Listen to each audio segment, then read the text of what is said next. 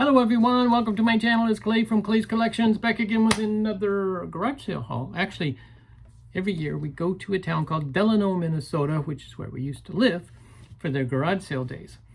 And so Cindy and I went to that and found some great stuff and one really wild item, which you would not expect, but actually has some great value.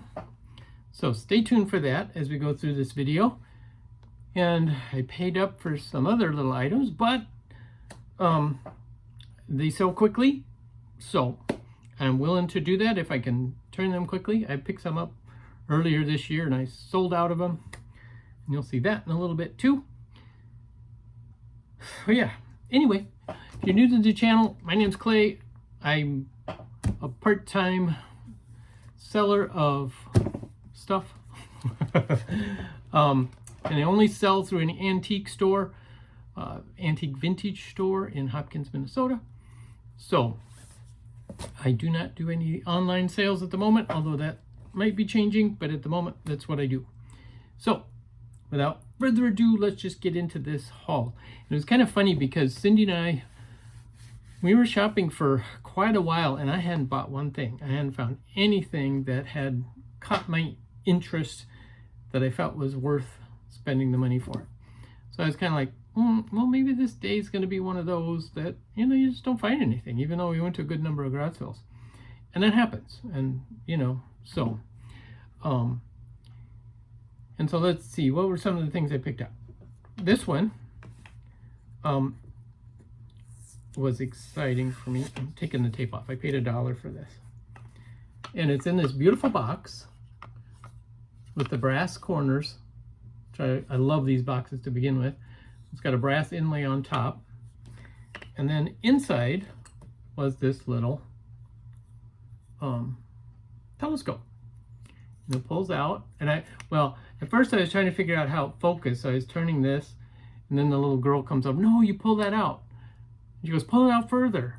I was like, okay, cool. So now I can see a long distance away. Not really, but it's just a fun little telescope. Brass telescope with leather covering, and it folds up and fits in this great little box. For $1, I was like, oh, I gotta have that. It's just an unusual, fun little piece, and I might keep it for a while, or I might sell it. Not sure. And see, that I'm saving for the end of the sale. What else did I find? Yeah, all right. So the other thing, because as many of you know, I sell a lot of books. Books are my main source of sales. And so when I find bookends, I pick them up because they go along with the books. So it's all one thing. And so I found these wooden ones, which slide into each other. So you can do a smaller, you know, or you can use them further apart. But for $2, I was like, these are beautiful. Walnut, it looks like. Bookends. So for $2, I'll take those. And the great thing about them is even if I don't sell them right away, I use them to help hold the books on my shelves looking nice. So that's all good. Found these cute little, for 50 cents, salt and pepper shakers with Southwestern theme. They have a deer on one side and a figure of a man on the other in orange and green for 50 cents. But, oh, we'll do that. All right, what else? Oh, yeah. I bought this for 75 cents at a sale. I just thought it was a cute little frame. The music background and a dried flower in it. Thought, oh, that's very pretty. What else do I have in here? Oh, yeah. Fun little vintage buttons. One of an owl. Going into fall, this is a great little button to have. And then there's a Happy Halloween button. These were $1 each. And I sell these down at the Pink Elephant. Probably put $1.50 on them. And they sell well. So, you know, it's not like it's big money, but any sale is a sale. So we'll go for that. All right. Picked up a couple books, not too many. How to Talk Minnesotan. I've actually sold this book before. It's a great little local interest piece. And as you guys know, local interest does well for me. Another one that I seem to have pretty good luck with selling are compilations of stories and novels in one big book. Like this is oh, that wasn't that way when I bought it. I must have smushed it hauling it around yesterday. But it's a collection of Ray Bradbury stories. It's the, where's my glasses? The stories of Ray Bradbury. So the whole collection, I paid $1 for that. And those these collections I usually sell for, you know, $12 to $15, depending upon the author. Edgar Allan Poe, they're $20, $25. And they sell well at that price too. Oh, that one comes a little later. I picked this frame up in the free pile. I pick up these little frames because it's great to display vintage artwork or postcards or something like that in. Price is right, free, and then I sell it that way. And then after a while, we finally found my kind of sale, which was one with a lot of vintage items in it. And they had actually boxes of books, and I didn't. These are just a few books I bought from them. I was self-restrained, I guess. But these are drawing blocks. These are not books. And for those who might not be familiar, drawing blocks are stacks of paper that are glued together. Sometimes it can be like watercolor paper, or in this case, it's just drawing paper. And they're all glued together. And so you sketch on it, tear it off, and, you know, do your next sketch. And I used to sell these when I used to work at an art store, and we would sell these watercolors many times. Watercolor paper is done this way because it keeps it flat while you're painting on it. But yeah, these are older ones. I got 2 of them, this one. But then this is my favorite. It's not in the best of shape, but look at it. College sketch block for watercolors, crayons, or pencil. A.H. Abbott Company, Chicago and New York. This is probably from the 1920s. This is quite old, and it actually is fully intact. You can tell because here's the edge banding going around. Somebody did start a sketch of a landscape.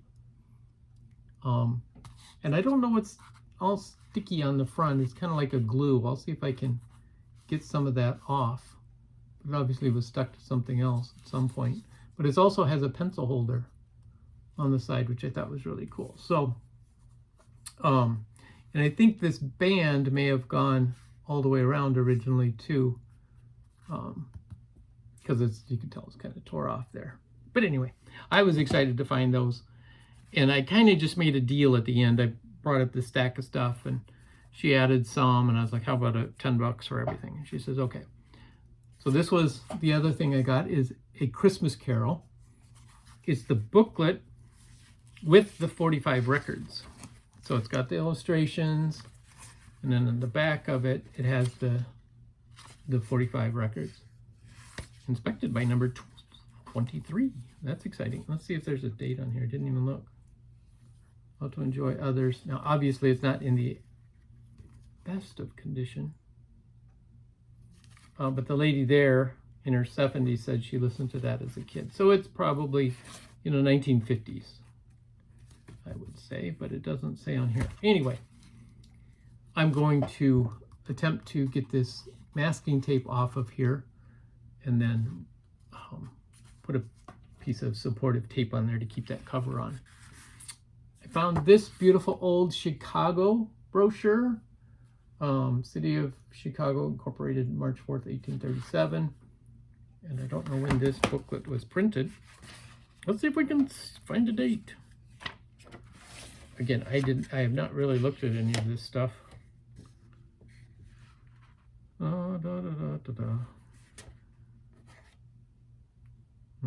Lake Forest, 28 miles. That's the company I work for, is based out of Lake Forest. All right, well, it doesn't say, but if you look at the cars in this picture, I would say 1930s is when this book was from. It could have been as part of the Chicago exhibition. Those are 1920s cars. Chicago Today. Anyway, can't find a date, but beautiful old brochure. And I picked up this book, The Modern Home Physician. And what I thought was fun was inside were these loose pages. I thought, oh, is the book damaged? But the book is not damaged. These were just loose pages inside of it. And look what they are. These come from another book, but they're illustrations of the human body. So like, there's the guy, and then you open the page and you get to see the muscular skeletal structure. Sorry, he's kind of been folded for a while. And then you get the internal organs, and you just keep peeling them back, and you get that. And then there's one of the female body as well. So anyway, it just keeps going. It's pretty fun. Oop, I won't show that one.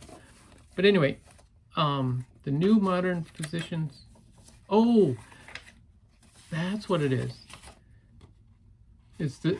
These are supplements to the book.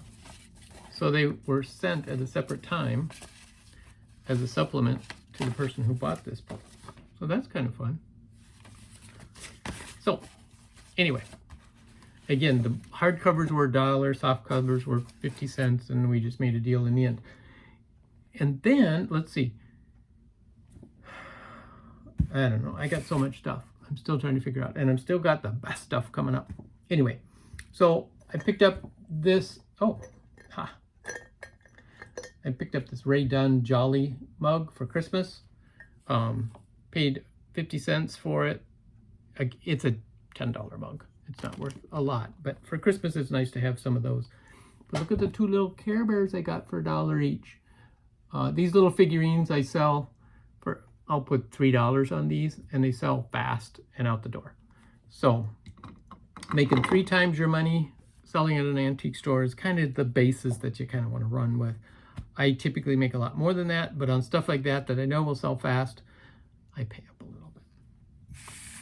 But then I also found this Glasgow Starbucks Destinations mug, and I actually have not looked this up, but Cindy said she looked it up, and there was one for $70, but in Canadian dollars, that was listed for sale.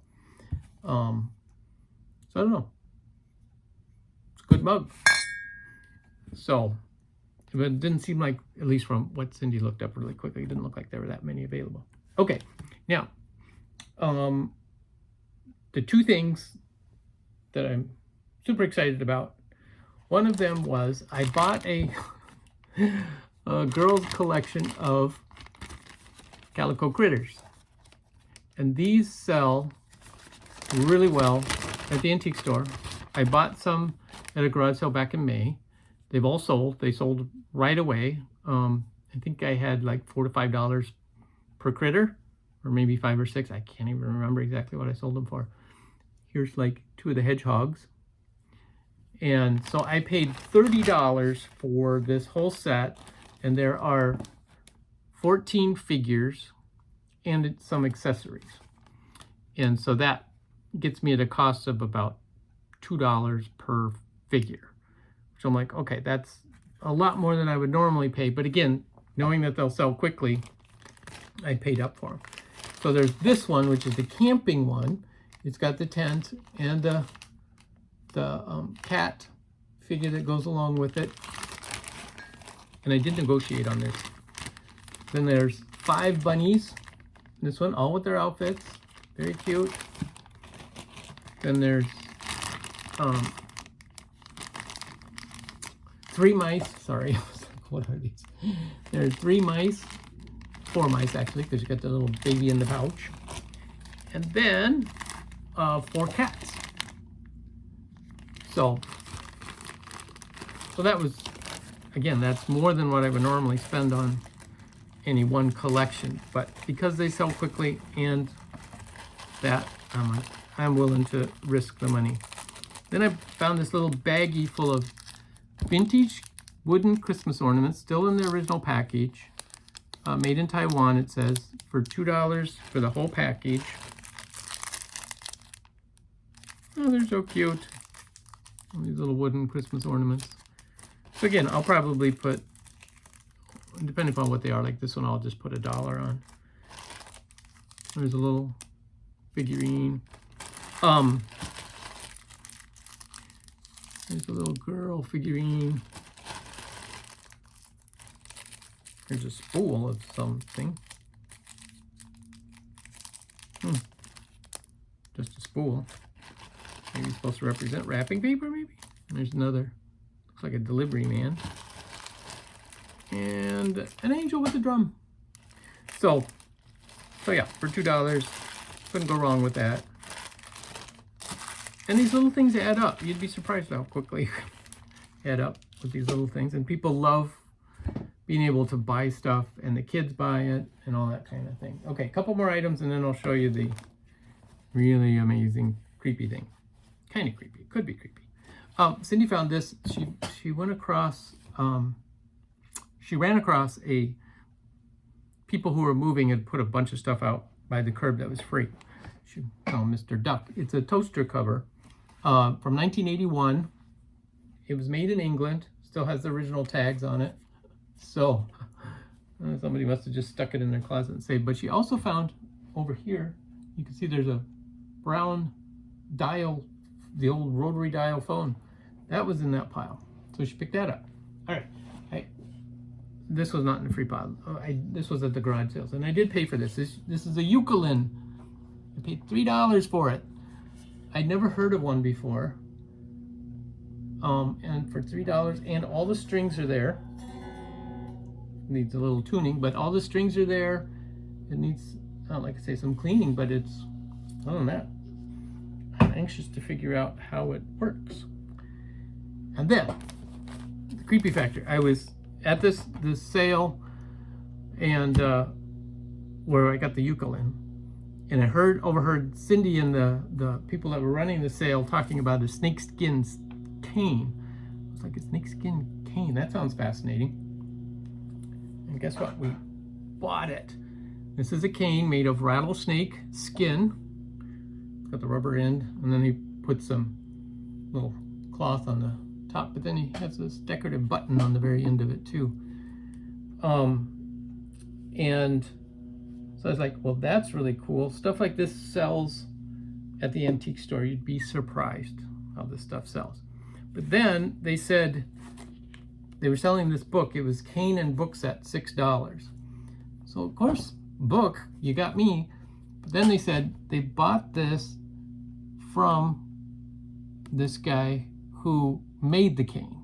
So the guy that wrote this book made this cane, and they bought it in Arizona. And I was like, oh, that's cool. So first-hand knowledge of who made the cane out of snakeskin.